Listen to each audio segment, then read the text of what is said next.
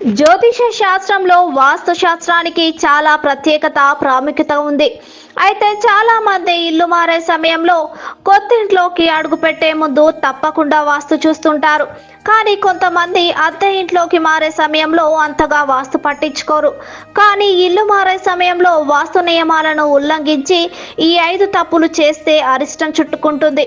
కాగా ఇప్పుడు మనం దాని గురించి వివరంగా తెలుసుకుందాం. వాస్తుశాస్త్రం ప్రకారం ఇంటిలోకి వెళ్లే సమయంలో చాలా మంది వేటి గురించి పట్టించుకోరు. చెప్పులు బూట్లు ఎక్కడ పడితే అక్కడ వదిలేస్తుంటారు. అయితే ఇది అసలే మంచిది కాదు అని చెబుతున్నారు నిపుణులు.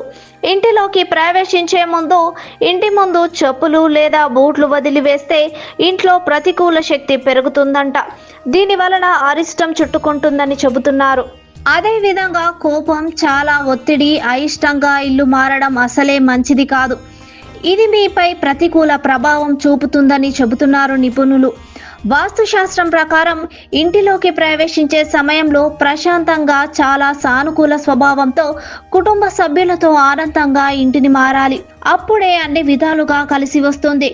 ఇక కొంతమంది ఇంటిలోకి ప్రవేశించే సమయంలో మురికి కాళ్ళతో అశుభ్రంగా ఇంటిలోకి వెళ్తారు.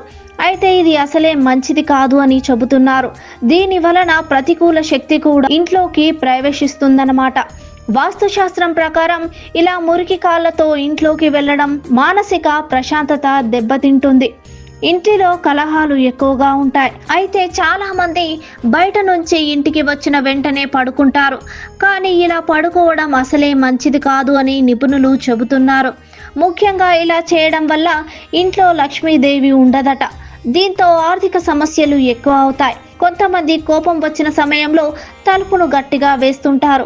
అంతేకాకుండా ఇంటిని మారే సమయంలో కోపంలో లేదా వర్క్ ప్రెషర్లో తలుపుల మీద తలుపులు గట్టిగా బలంగా మూస్తుంటారు. అయితే ఇది అసలే మంచిది కాదు అని చెబుతున్నారు నిపుణులు. దీని వలన ఇంటిలో అశాంతి పెరుగుతుంది. అలాగే ఇంట్లో ఉన్న వారిపై ఒత్తిడి ఎక్కువగా ఉంటుంది.